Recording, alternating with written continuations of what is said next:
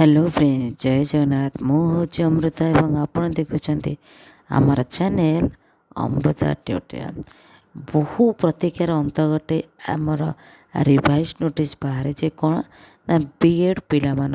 देखु पूरा नोटिस टी government of Odisha department of higher education तरफ आपण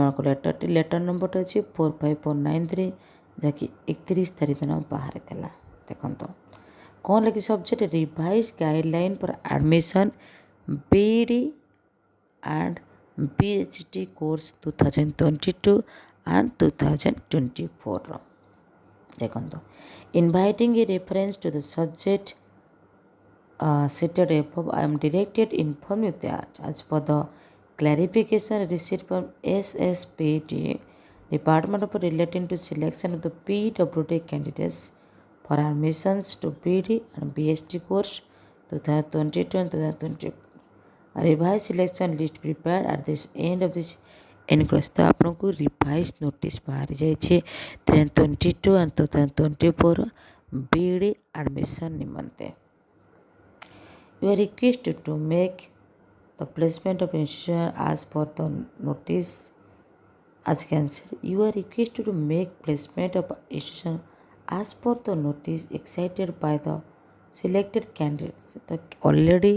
candidate माने selection होती से मानकर ही admission करा 2022 and 2024 बैच बीडी मानक पाए देखो तो नोटिस देखु आपण मानकर सीट के बीएचडी पिला मानक पाई ओके एठी रही आपणकर बीडी कोर्स जो जो कॉलेज सब अच्छी से कॉलेज देखो एठी अच्छी तापर आपणकर एठी बीएचडी कोर्स मानकर अच्छे आपणकर देखंतु केते केते बाहर देला केते केते हेची आर्ट्स पिला मानकर यूआर कैटेगरी 2 2 3 सारा छंतु तो जो 44 देखो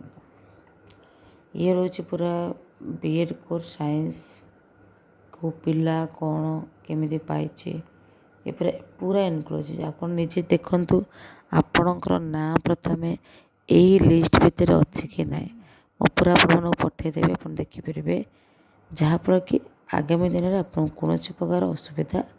हम ना मन रहा ना तो ये थी आप गोटे छोट नोटिफिकेशंस जहाँ को लेकर आप जानीपारे आपण नाम अच्छे कि ना तो मुझे एनक्लोज करनेबी मो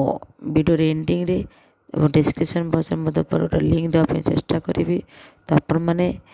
यथापूर्वक आप चेक करके जल्दी जल्दी एडमिशन करनी कारण प्रोसीजर सेम टू सेम अच्छे बुझिपारे ना जदि वीडियो भल लगी कौन करेंगे लाइक करेंगे कमेंट करेंगे और शेयर करेंगे thank you have a nice day.